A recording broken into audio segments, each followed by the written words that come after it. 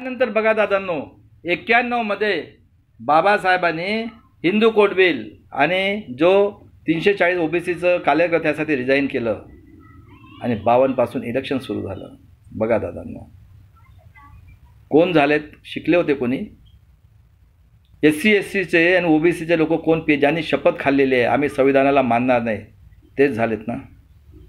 आणि 6 डिसेंबर 1956ला बाबासाहेब निघून गेलेत, निधन झालं.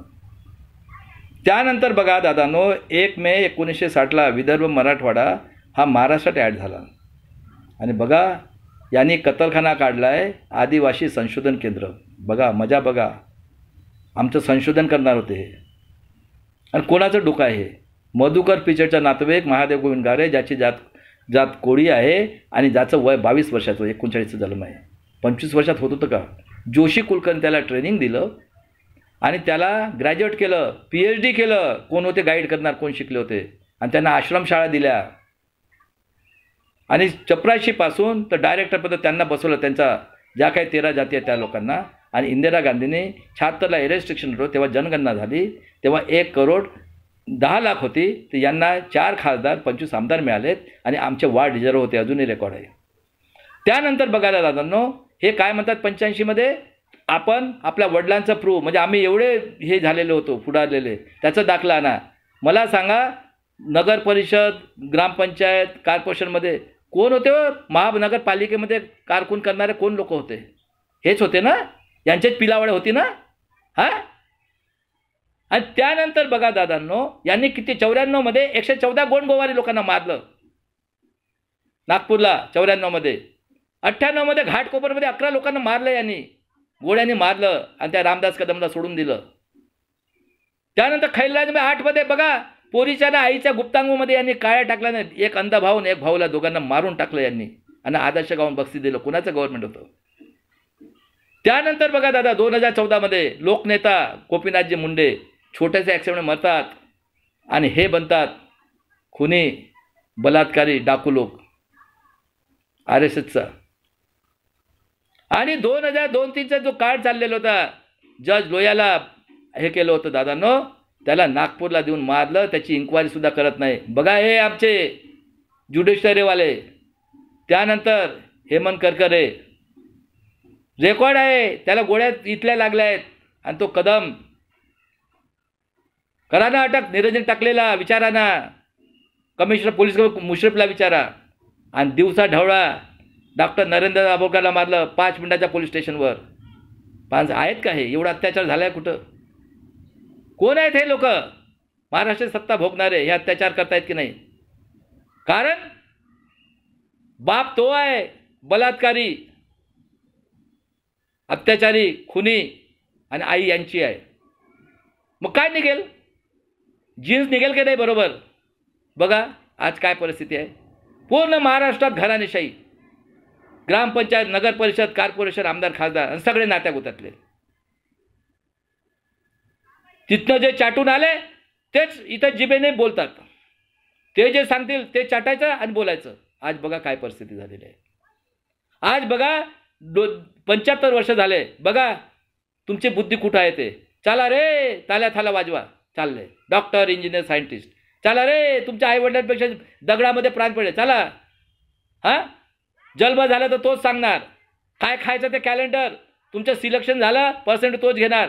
आणि त्याच्यानंतर मेल्यानंतर किती वाजता वाटतं? मला विचारायचं आहे, असा कुठला ब्रह्मा किंवा एका स्त्री पैदा झाली आहे की जो देवाच्या अवलाद पैदा होतो तोंडातनं, हां, त्याच्यानंतर छातीतनं क्षत्रिय, वैश्य.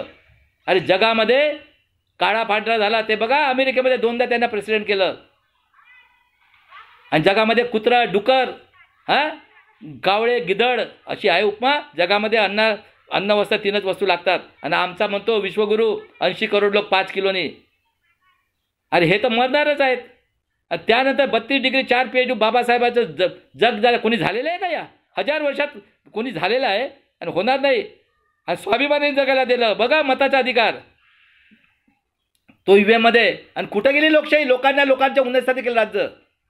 ह्या 3% लोकांनी बघा, RSSच्या लोकांनी हे लोक बलात्कारी आणि खुनी लोक.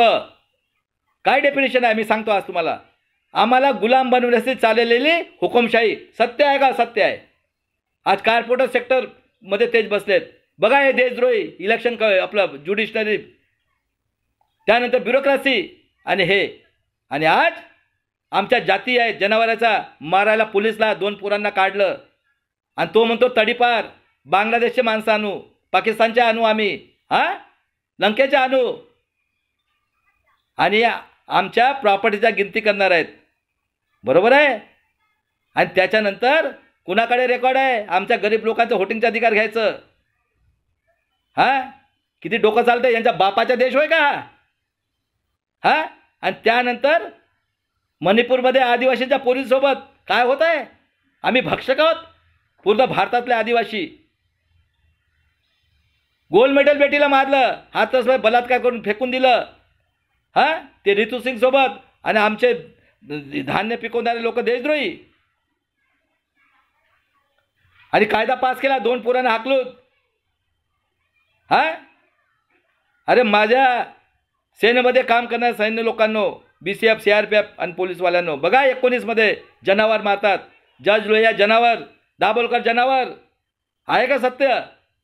आता हे पूर्णपणे आता EVMच्या विरोधात जन आंदोलन करा. बघा दीक्षाभूमीवर किती प्लॅनिंग केलं होतं. 400 सीटा येणार होतं तर हारावं लागलं जनतेसमोर. उतरा. आता प्रूव्ह झालेलं आहे 90% लोकांकडे हे. आणि सगळ्यांना सांगतो मी, हे भाडखाऊ चॅनलवाले सोशल मीडिया आणि महाराष्ट्रातील लोकांना, आता जरांगे पाटील आणि ॲडव्होकेट प्रकाश आंबेडकरजी, मी व्यक्ती आहे, मी तुमच्यासाठी प्रचार करायला येणार. आणि यांच्यात किती दम आहे तर बघा. फक्त EVMसाठी आंदोलन करा जसं दीक्षाभूमीला केलं ना, करा महाराष्ट्रात. आणि बघूया यांच्यात किती दम आहे. तर यांच्याकडे एवढा पैसा आहे. आणि हे जे आहे RSS भागवत, अजूनही माफी माग. मी सांगतो अजूनही माफी माग. आम्ही बुद्धाच्या मार्गाने चालणार राहू, पण नवीन जनरेशन काय करेल त्याला तुम्ही जबाबदार आहे. जय शिवराय, जय भीम, जय आदिम, जय संविधान. आजादी की तीसरी लढाई.